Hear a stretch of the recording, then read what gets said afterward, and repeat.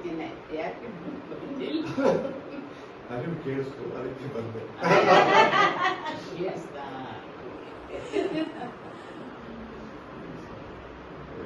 So, but we're so happy to have, you know, we're looking forward to some change.